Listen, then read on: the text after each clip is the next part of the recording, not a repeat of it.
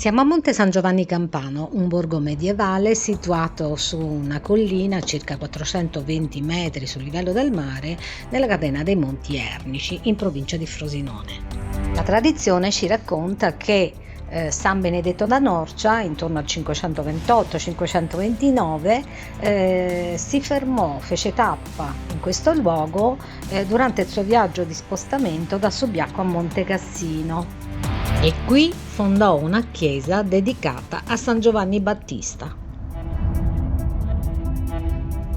Da lì il luogo fu definito Montis Sancti Ioannis. Nei pressi della chiesa del San Giovanni Battista, nei secoli successivi, fu costruita anche la rocca, protetta da cinta muraria, tanto che il paesino si chiamò Castelforte. Papa Clemente VIII invece nel 1592 cambiò il nome da Castelforte a Monte San Giovanni.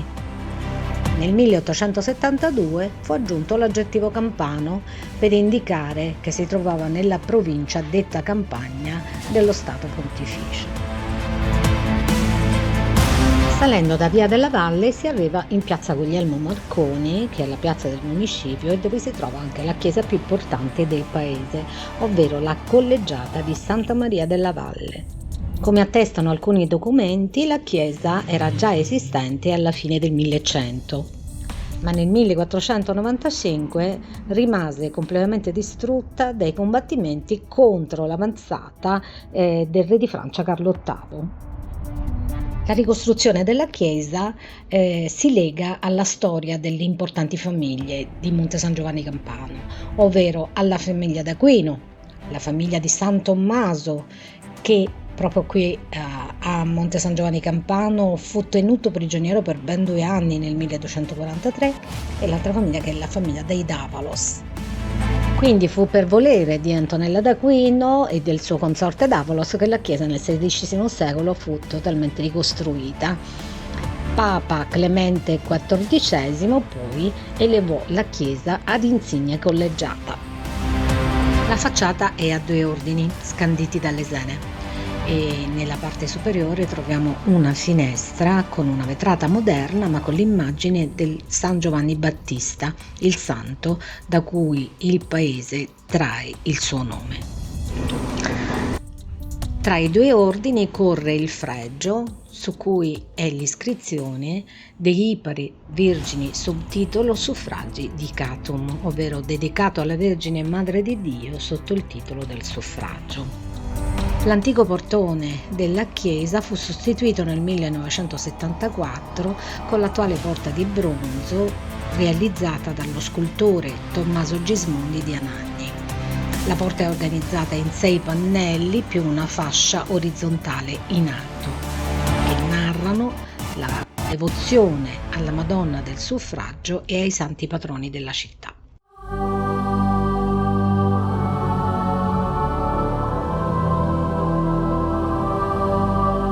La chiesa è a navata unica a croce latina con 3 altari a sinistra, 3 a destra, poi c'è l'altare maggiore e i 2 altari del transetto.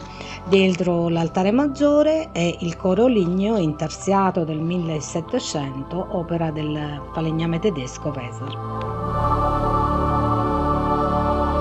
Sulla parete di fondo la statua della Vergine del Suffragio, dono di Papa Urbano VIII al secolo Maffeo Barberini ai Cappuccini di Monte San Giovanni Campano.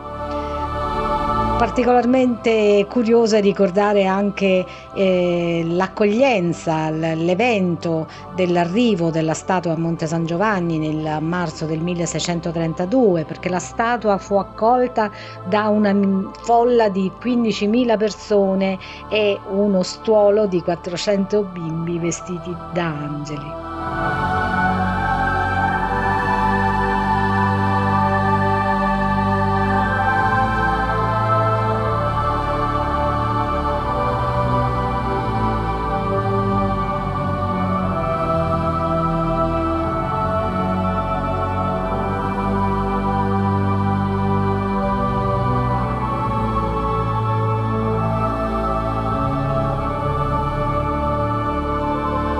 Gli affreschi della volta sono del XIX secolo e narrano nei riquadri episodi dell'Antico Testamento.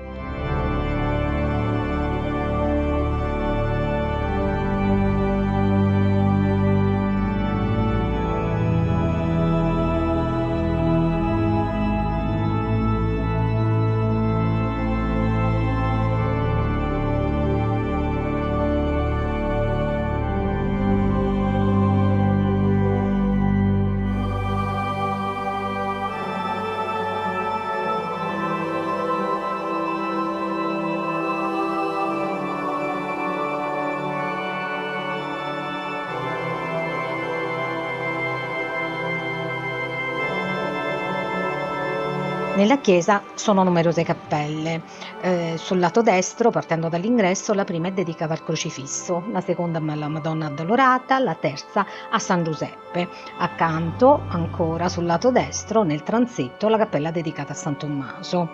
Sul lato sinistro, sempre dal lato dell'ingresso, è la cappella dedicata a San Giovanni Battista, poi la seconda cappella dedicata a Sant'Antonio da Padova, la terza cappella dedicata alle reliquie e l'ultima cappella a sinistra, la cappella del transetto, è dedicata al Santissimo Sacramento.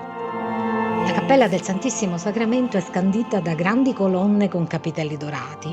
Nella nicchia è la statua del Cristo, in basso il tabernacolo in forma di chiesa con un tanto di cupola e ai lati 2 busti in argento.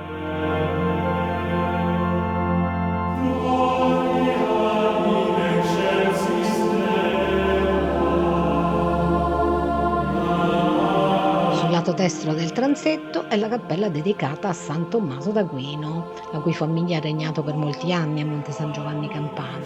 È stato un religioso, un teologo, un filosofo, un accademico, un frate domenicano e dottore della Chiesa. Anche la cappella di San Tommaso è scandita da grandi colonne con capitelli dorati.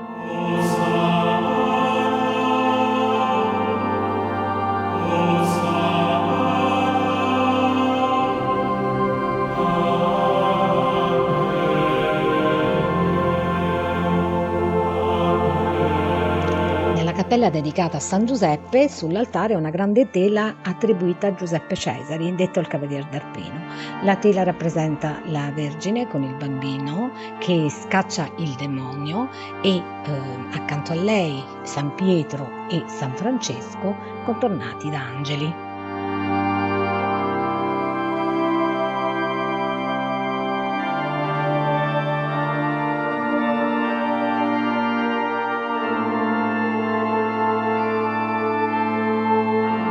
Nella Cappella delle Reliquie sono numerosissimi i reliquiari conservati all'interno delle vetrine.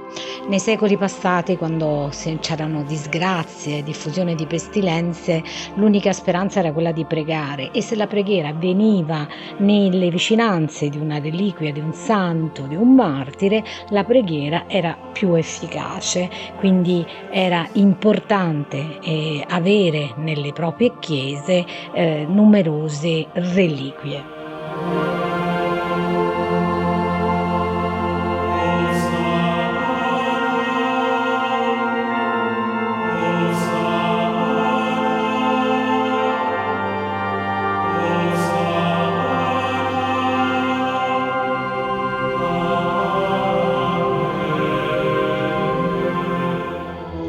Nella cappella della Madonna Addolorata troviamo la statua della Madonna rappresentata secondo l'iconografia classica, cioè con l'abito nero e la spada che le trafigge il petto.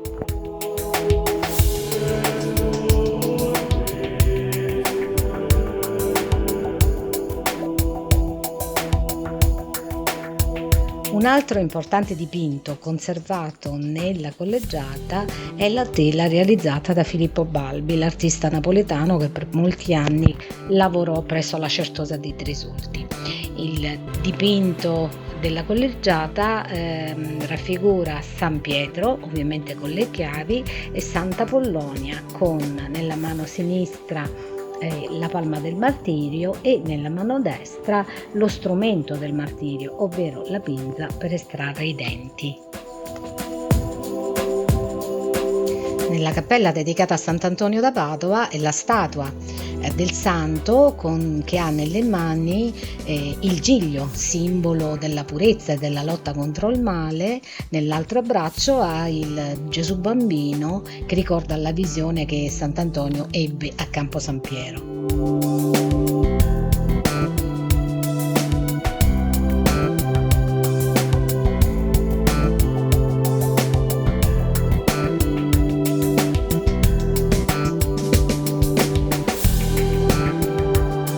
Nella cappella dedicata al battesimo è una tela del 1957 di Manlio Sarra, artista di Monte San Giovanni Campano. Nella tela è ovviamente rappresentata scena del battesimo di Cristo.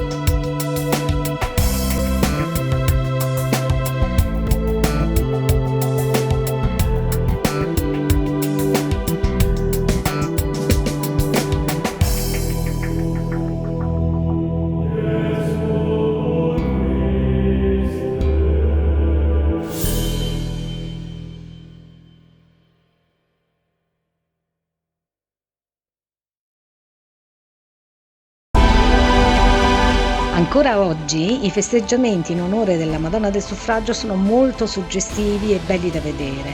Iniziano il sabato dopo Pasqua in Albis con la discesa della statua dalla sua postazione e culminano nella grande processione della domenica in Albis fino al Colle San Marco con una grandissima partecipazione di fedeli.